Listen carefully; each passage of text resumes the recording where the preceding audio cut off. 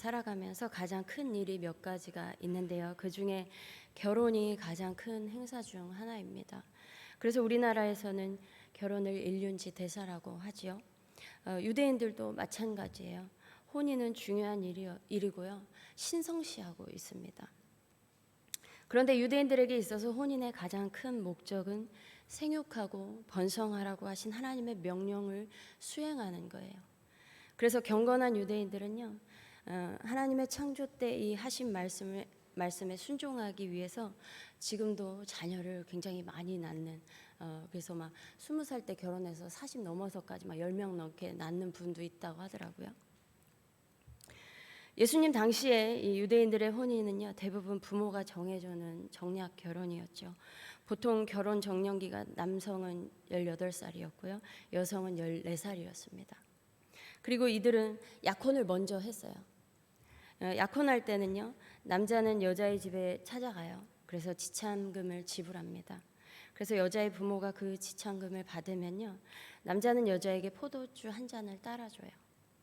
이 포도주 한 잔을 따라주는 것도 의미가 담겨 있어요. 그것이 뭐냐면, 나는 당신을 아내로 맞이하고 싶고 당신을 위해 나의 생명을 바칠 것을 다짐합니다 라는 이런 의미가 담겨 있습니다. 그래서 에베소서 5장 25절에 남편들아 아내 사랑하기를 그리스도께서 교회를 사랑하시고 그 교회를 위하여 자신을 주심같이 하라 라고 말씀하고 있죠. 바울이 이렇게 표현한 것도요, 유대 사회에서 통상적으로 이러한 의식이 내재되어 있었기 때문일 것입니다. 그래서 신랑이 이제 포도주를 건네잖아요. 그럼 신부가 받아 마셔요. 그 결혼하겠다는 승낙으로 받아들입니다. 그리고 모든 의식이 끝나고 신랑은 신부에게 내가 처소가 준비되면 데리러 오겠다고 약속을 하고 떠나요. 예수께서 최후의 만찬 자리에서 제자들에게 포도주를 주면서 너희를 위해서 내가 처소를 예비하면 다시 와서 너희를 내게로 영접하여 나 있는 곳에 너희도 있게 하겠다라고 하신 것이 이와 같습니다. 이것도 이렇게 혼인서약과 같은 거예요. 우리와도 맺어진 언약입니다. 이렇게 신랑과 신부가 약혼을 한 다음에 이제 신랑이 모든 것이 준비가 되면 신부를 데리러 다시 오는데 그것은 신랑 아버지만 알고 있죠. 네.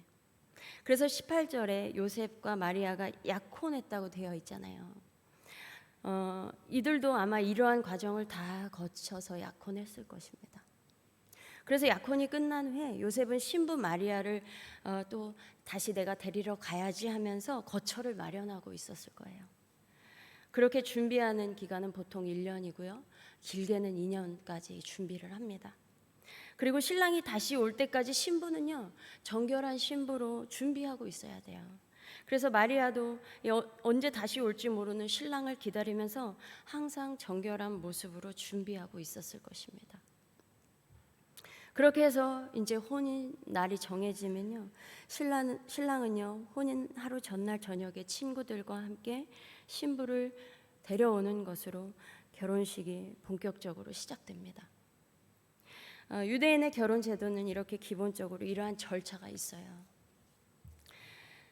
그리고 오늘 읽은 마태복음의 본문에는 마리아와 약혼한 요셉에 대한 것인데요. 이 마태복음에는요, 요셉이 예수님의 탄생과 관련하여 마리아와의 결혼을 결정하게 된 것을 요셉의 입장에서 기록하고 있고요. 반면 누가복음에는 마리아의 입장에서 기록하고 있는데, 요셉과 약혼한 이후에 어느 날 가브리엘 천사가 마리아에게 나타나서 예수의 탄생에 대하여 고지를 하였습니다. 마리아는 이렇게 천사로부터 수태고지를 받고 성령으로 임신을 했어요.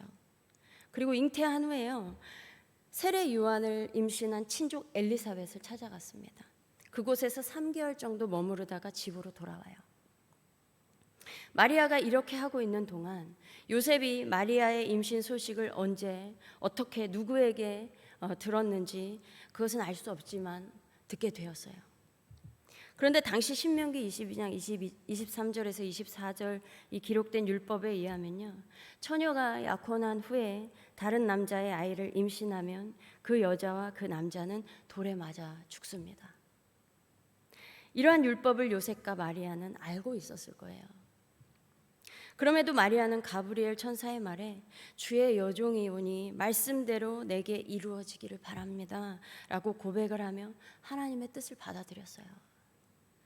어쩌면 마리아는 앞으로 자신에게 무슨 일이 닥쳐올지 모르지만 그것 또한 받아들였을 것입니다. 그 후 요셉은 마리아의 임신 소식을 듣게 되었습니다. 우리는 성경을 알고 있으니까 마리아가 성령으로 잉태됐다는 것을 알고 있지만 당시 이 마리아의 잉태 소식을 들은 요셉이 처음에는요, 마리아가 다른 남자의 아이를 가졌구나 이해했던 거예요. 그러나 이 요셉은 의로운 사람이라서 마리아를 가만히 그걸 드러내지 않고 조용히 끊어내고자 했습니다. 율법대로 하면서까지 마리아에게 해를 가하고 싶지 않았던 것이죠. 그래서 요셉은 이러한 마리아를 율법대로 처리하지 않고 조용히 파혼해야지 생각하고 있었어요. 그렇게 생각만 하고 있었습니다. 그런데 그 무렵에 요셉의 꿈에 주의 사자가 나타났어요. 다윗의 자손 요셉아, 두려워하지 말고 마리아를 너의 아내로 맞아들여라. 그 태중에 있는 아기는 성령으로 말미암은 것이다. 성령으로 말미암은 거라고 천사가 얘기를 해준 거예요. 그래서 마리아가 아들을 낳을 것인데 너는 그 이름을 예수라고 해라. 그가 자기 백성을 그들의 죄에서 구원할 것이다. 이 모든 일이 일어난 것은 주님께서 예언자를 시켜서 이르시기를 보라 처녀가 잉태하여 아들을 낳을 것이니 그의 이름을 임마누엘이라고 하리라 하신 말씀을 이루려고 하신 것이다. 이 모든 된 일이 그래서 이렇게 된 거야라는 것이죠. 이렇게 꿈에서 하나님의 뜻과 언약의 말씀을 전하는 천사의 말을 요셉이 들었습니다. 여러분, 마태복음 1장 1절에서 17절까지는요 예수의 계보가 기록되어 있죠. 16절에 보면 야곱은 마리아의 남편 요셉을 낳았으니 마리아에게서 그리스도라 칭하는 예수가 나시니라. 그리고 18절부터 예수의 탄생과 관련해요 기록하면서요 꿈에서 천사가 요셉을 부를 때 다윗의 자손 요셉아라고 부르죠. 이렇게 칭하는 것을 보면 그리스도가 다윗의 자손으로 온다는 예언이 결코 요셉과 무관하지 않음을 명시하고 있는 것입니다. 이러한 꿈을 꾸고 난 다음에 24절에 요셉이 잠에서 깨어 일어나 주의 사자의 분부대로 행하여 그의 아내를 데려왔다고 기록하고 있어요. 그런데 이렇게 성경은 한 줄로 결과적인 내용만 기록하고 있지만 현실에서 마리아를 데리고 오는 문제는 요셉과 마리아 둘만의 문제가 아니었어요. 그리고 우리가 잘 아는 것처럼 신부를 데리러 가는 날짜는 아버지가 정하는 거잖아요. 그래서 요셉이 꿈을 꾸고 천사의 음성을 들었더라도 아버지의 동의도 필요했을 것입니다. 그런데 요셉이 마리아의 임신 소식을 들은 것이 부모님을 통해서 알게 된 것인지 아니면 다른 경로로 요셉만 알고 있었던 것인지 알 수는 없어요. 그러나 결국에 부모의 동의하에 마리아를 데리고 와야 했을 것입니다. 또한 마찬가지로 마리아의 집에서도 이 상황이 다 이해가 되어야 했을 거예요. 물론 마리아의 집에서는 세례 요한을 잉태한 친족 엘리사벳이 있었기 때문에 마리아를 이해하는 것이 요셉의 집보다는 조금 더 수월했을 수도 있습니다. 이렇게 양쪽 집안에서 이해를 하고 서로 그렇게 하기로 받아들였기 때문에 요셉은 마리아를 데리고 올 수 있었을 거예요. 그런데 요셉과 마리아의 결혼은 이렇게 보는 것처럼 겉으로 보여지는 것은 통상적으로 진행되는 결혼 절차에서는 어긋난 상황이잖아요. 그래서 율법을 중시하는 유대인들에게 있어서 이 전통을 중시하는 유대인들의 특성상 요셉과 마리아와 가족들은 아무래도 주변 사람들의 시선을 감수해야만 했을 것입니다. 또한 지금도 그렇지만 당시에도 요셉과 마리아는요 자신들에게 일어난 모든 과정을 주변에 이걸 다 어떻게 얘기하겠어요? 이걸 어떻게 일일이 다 얘기해 주겠어요? 그리고 이 모든 것을 다 얘기했다고 하더라도 사람들이 이걸 어떻게 다 이해하겠어요? 그래서 아마 당시에 친척들, 주변 친구들, 이웃들에게는 마리아가 임신한 것은 요셉에 의한 것이라고 알려줄 수밖에 없었을 것입니다. 그러나 아무리 정혼한 사이라고 하더라도 혼인하기 전에 임신하는 것은 사람들의 입에 오르내리기 좋은 이야기거리죠. 마찬가지로 지금 우리에게도 요셉과 마리아에게 일어났던 일이 생겼다면 사람들에게 어떻게 이걸 다 설명할 수 있겠습니까? 예전에 이런 얘기를 들은 적이 있어요. 어떤 분이 한 목사님을 찾아왔대요. 아니 어떻게 하나님은 그래도 그렇지 처녀에게 그래 성령으로 잉태하게 하실 수가 있냐고. 그리고 그렇게 해서 어떻게 결혼을 요셉한테 시킬 수가 있냐고. 너무 믿어지지도 않고 이해도 안 돼서 막 목사님한테 와서 따진 거예요. 그랬더니 목사님이 그 성도님에게 얘기하기를 아니 남편 요셉이 괜찮다는데 왜 그러세요? 남편 요셉이 괜찮다잖아요. 예. 이렇게 그때나 지금이나 당사자가 아니면요 하나님께서 나에게 행하시는 일에 대해서 주변 사람들에게 다 설명하기도 어렵고요 다 이해시키기도 쉽지 않은 것입니다. 그래서 이때 요셉에 의해 마리아가 임신하게 되었다고 알려지는 것이 가장 최선이었을 거예요. 그런데 후에 예수께서 자라고 공생애를 보내면서 서서히 예수님의 출생이 드러난 것이죠. 어떻게 잉태되고 어떻게 태어났는지 밝히 알려진 것입니다. 그리고 마침내 복음서 기록을 통하여서 요셉과 마리아에게 태어난 예수는 하나님께서 하신 일이었다는 것이 세상에 완전히 명백하게 드러났습니다. 여러분, 그리스도가 이 땅에 오실 때 다윗의 자손으로 오셔야 했습니다. 또한 이사야의 예언대로 처녀가 잉태하여 아들을 낳아야만 했어요. 이것은 이전부터 그리스도를 이 땅에 어떻게 보낼지 계획했던 하나님의 묘안이었습니다. 그리고 때가 되어서 이 말씀이 성취될 수 있었던 것은 요셉과 마리아의 순종이었습니다.